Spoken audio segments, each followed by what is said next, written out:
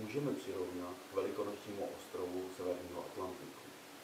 Je osamělý a izolovaný, ale řídří geologickým životem.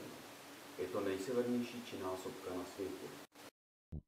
Během doby ledové byl pokryt ledem a teprve v posledních tisíciletích se na něm mohl uchytit život. A právě ten život, od mikrobů až po teplokrevné živočichy, nás zajímá. Výzkum Arktidy obnáší jistá nebezpečí. Ať nehlídné počasí či možný útok ledního medvěda. Ale na to jsme připraveni. V současné době není v modě čistý popis rostlin, živočichů a jiných organismů na lokalitě.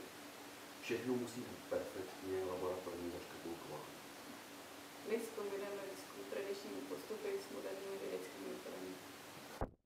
Na ostrov se dostaneme plachetnicí, jako staré objevné výpravy. Loď nám bude domovem a pomůže nám přivést všechno potřebné vybavení.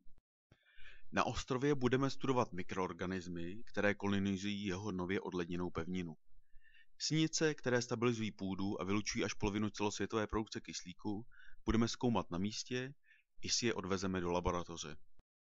Odebrané půdní sondy nám pomohou odhalit historii osídlení vegetací i několik tisíc let do minulosti. Jan Mayen je pravděpodobně křižovatkou ptačích cest. Někteří ptáci sem přilétají až z Antarktidy.